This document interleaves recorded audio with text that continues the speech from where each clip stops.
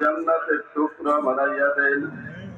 আল্লাহ মরহুম রাষ্ট্রপতি জিয়াউর রহমান সহ তার ছোট ছেলে আরাফাত রহমানকে জান্নাতের ফয়সালা করিয়া দেন।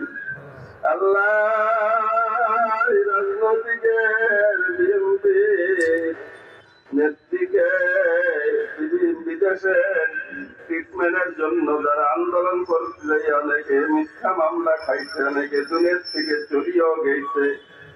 আল্লাহ সকলের কবর গুলো আপনি জান্নাতের টুকরা বানাইয়া দেন। বলতে গণতন্ত্র ভোটের অধিকার, সেই কারণে বেগম খালেদা জিয়ার সুস্থ থাকা এবং বেঁচে থাকা গুরুত্বপূর্ণ।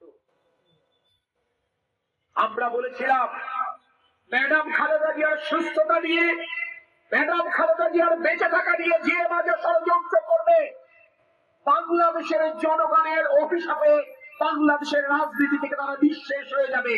সে কথা আমি বহুবার বলেছি। এটি স্রষ্টার বিচার।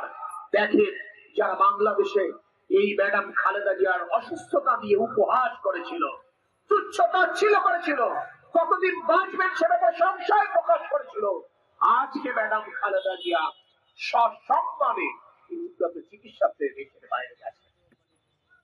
তিনি না বাংলাদেশের প্রধানমন্ত্রী, তিনি না বাংলাদেশের বিরোধী দলীয় নেত্রী, তিনি বাংলাদেশে শুধু রাষ্ট্রীয় প্রোটোকল পাননি, কাতারের আমির তার রাজকীয় বহর থেকে বিশেষ এয়ার অ্যাম্বুলেন্স পাঠিয়েছিলেন ম্যাডাম খালেদা জিয়াকে নিতে। যুক্তরাজ্যে অবতরণ করবার পর যুক্তরাজ্য সরকার তাকে সর্বোচ্চ রাষ্ট্রীয় প্রোটোকল দিয়ে অভ্যর্থনা জানিয়েছেন।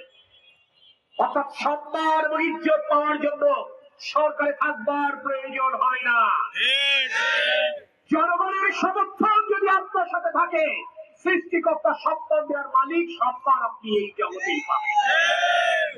আবারও ম্যাডাম খালেদা জিয়ার আজকের এই পরিস্থিতিতে যেটি প্রতীয়মান, তাই আসুন আমরা মহান আল্লাহ রব্বুল আলামিনের দরবারে, আমি মনে করি আমি আজকে হুজুরকে বলবো, প্রথমেই আমরা শুকরিয়া আদায় করবো আল্লাহর দরবারে যে তিনি আমাদের প্রার্থনা, তিনি আমাদের প্রচেষ্টা, তিনি আমাদের সংগ্রামকে কবুল করে আমাদের নেতৃত্ব উন্নত চিকিৎসাতে বিদেশে যাওয়ার সুযোগ করে দিয়েছেন।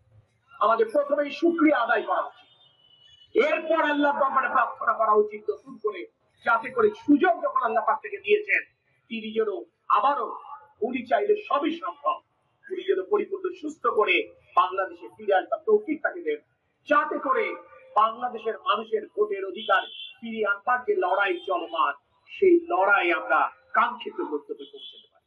আল্লাহ পাক আমাদের সহায় হন। আল্লাহ হাফেজ। বাংলাদেশ জিন্দাবাদ, বাংলাদেশ জাতীয়তাবাদী দল জিন্দাবাদ, শহীদ রাষ্ট্রপতি জিয়াউর রহমান বীরত্ব অমর হোক, দেশনেত্রী বেগম খালেদা জিয়া জিন্দাবাদ, আমাদের প্রিয় নেতা তারেক রহমান জিন্দাবাদ।